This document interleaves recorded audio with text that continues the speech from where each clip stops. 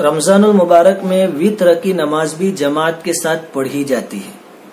इसके बारे में एक दो मसले ये हैं कि किसी आदमी ने ईशा की नमाज तो पढ़ी है, फर्ज नमाज, लेकिन जमात के साथ नहीं पढ़ी, अकेले ने पढ़ी है, तो क्या ऐसा आदमी वित्र की जमात में शरीक हो सकता है? उसका जवाब है कि शरीक हो सकता है, कोई हरज नहीं है, चाहे उसने ईशा की फर्ज नमाज जमात के साथ नहीं पढ़ी, तन्हा पढ़ी है।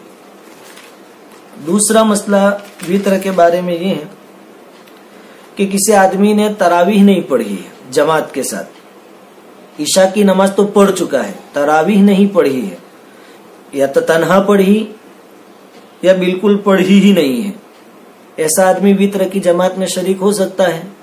तो इसका जवाब भी यही है कि ऐसा आदमी भी वित्र की नमाज में जमात में शरीक हो सकता है। और एक मसला ये भी कि ईशा की नमाज भी पढ़ी, तरावीह भी पढ़ ली और वित्र की नमाज भी पढ़ ली। अब बाद में पता चला कि इमाम साहब ने जो ईशा की नमाज पढ़ाई थी वो बगैर वुजू के पढ़ा दी थी, या कोई और वजह थी जिसकी वजह से ईशा की नमाज फासिद हो गई थी, और वित्र की जो नमाज पढ़ाई उससे पहले वो फसाद दूर कर लिया था, यानी वुजू कर लिया था या कुछ नापाकी वगैरह लगी थी उसको दूर कर दिया था, वित्र की नमाज अच्छी तरह पढ़ाई पाकी के साथ, शराइत के साथ। और ईशा की नमाज और तरावीह की नमाज बगैर वुजू के पढ़ा दी या किसी ऐसी चीज के साथ पढ़ा दी जिससे नमाज फासिद हो जाती है। तो अब ये तीन नमाजें हैं, ईशा, तरावीह और वित्र, इसमें से लौटाना किसको पड़ेगा? पहली बात, अगर ईशा की नमाज बगैर वुजू के पढ़ा दी थी या फासिद हो गई थी तो ईशा की नमाज को लौटाना पड़ेगा।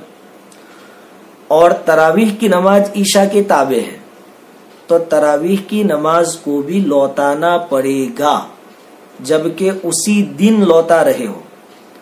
अगर सुबह सादिक हो गई और पता नहीं चला कि ईशा की नमाज हमारी सही नहीं हुई थी, सुबह सादिक हो गई, अब दूसरे दिन ईशा की कज़ा कर रहे हैं तो सिर्फ ईशा की कज़ा करनी है, तरावीह की कज़ा नहीं है। तरावीह का वक्त निकल जावे उसके बाद उसकी कज़ा नहीं आती है। और जब वित्र की नमाज पढ़ाई तो उससे पहले उसने वुजू कर लिया था, तो ऐसी सूरत में वित्र को लौटाने की जरूरत नहीं है, क्योंकि इमाम अबू हनीफा रहमतुल्लाह अलैह के नजदीक वित्र की नमाज अलग है, वाजिब है, ईशा के ताबे नहीं है। तो अगर वित्र की नमाज पाकी के साथ पढ़ाई थी, वो जो फसाद था उसको दूर कर दिया था, तो वित्र का इयादा जरूरी नहीं है, लौटाने की जरूरत नहीं है। लेकिन खुलासा ये कि अगर ईशा की नमाज फासिद हो गई,